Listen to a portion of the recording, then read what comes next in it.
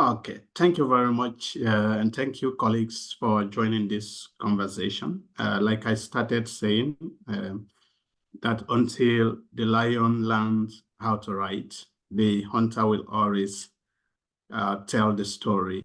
And so for now, as Africans, it's our responsibility to take on the duty of telling our own stories the way we want it to be told. Not in a very specific format, but any format that we choose to. And that should be our inherent rights. So I am a humanitarian, also an advocate with roots in Liberia, Sierra Leone, and Guinea that can explain to you my Pan-Africanism. I was born in 1984, educated as a refugee, and I've traveled widely from the Pacific to Europe to Africa, except the Americas. I have not yet been able to step foot. I have two poems that I'm going to read. One is called Migrant Promenade, which is celebrating the young African who is hungry, to travel. But of course, as we all know, not that we do not have anything home. You own the shop or you own something, but sometimes you don't value it to that extent, and then you feel like you have to go somewhere so that you can fend. The other poem actually came as a result of my traveling. I had two very interesting experiences.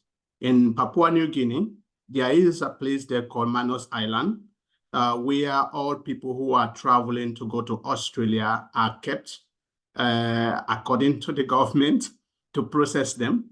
But of course, we know it's like a very big prison where their life is spent this entire years with nothing to benefit. And then the other one, when I went to Iraq to work, I saw an African sister from Kenya, from Ghana, completely, I think she looked like someone who really needed help. And I never had a way to do that help. I even wrote to some embassies. I was online checking how they can help this sister, and I don't even know how it ended. So the two poems are actually sharing those experiences of my traveling, but also my encounter with Africans across the world. So the first one is Migrant Promenade. Sitting before my shop, hungry and worried, and there my thoughts are lightened. And here I come on the promenade. My feet chariots to the sounds of the trumpet, to sojourn and to fend, or to make a name. My African pride melting in my bloodstream, all in hopes for a better tomorrow. Enduring long distance journeyings of the Sahel and the long stays in the Kalahari Desert, all survive in the bosoms of hopes and dreams, all for the helpers. Only money makes sense to their ventures. For us, the sojourners, we aim only to reach the promised land. The noise is too much, but we cannot hear. The seas are rough, but we venture, and they keep us hostage. Yet we will die trying, and yet we will die fending. We are Africans. Africa is the world. We are the world. Our color is in every blood. Every continent and every people feel us, yet they despise us. But in the beauty of their cities lies the labor and sweat of our sacrifice. Our wood is in every parliament. Our gems are in every country. We served the world. We sustained. We are the world. What they never write, we are smuggled by them to work their fields. Then we earn them profits. In their riches, they send home aids, and we send home remittances. All is money just enough to keep home safe and breathing. Yes, no one celebrates us. We are the sojourners, the migrants. We died on seas and fields, yet we are uncounted. But who knows this except the news that serves only their interest? But we are the world, even though we are not celebrated. That's the first of the poem. You can see the mix of the experiences and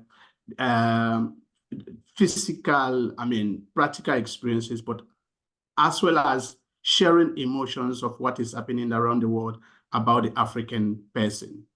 We do everything, we do the best, but nobody count it. Nobody want to see it. So we go to the next poem, My Journey. And as I told you, it was a very journey from here, from Liberia to the Pacific, from the Pacific to Southeast Asia, then back to Africa. So it's inspired by that journey. I'm journeying through the continents, all to fend legitimately. Yet my people endure all the odds, and here I am helpless. I am journeying through the lands. There stood my sister, wishing to tell me something. But the master is fearful and deadly, and I, a stranger to, know little what to do. I have seen the best, I've smelled the worst. From the mountains of Papua to the temples of Cambodia, I see the beauty that unites us. Yet another beauty, despicable. From the monkeys of Nepal to the snakes of the desert of Iraq, at the banks of Euphrates, there is a bond of hope. As we die on seas and in prisons on Manus Islands, we are still people. On their fields, we serve with cheap labor, and we make them profits and in corruption.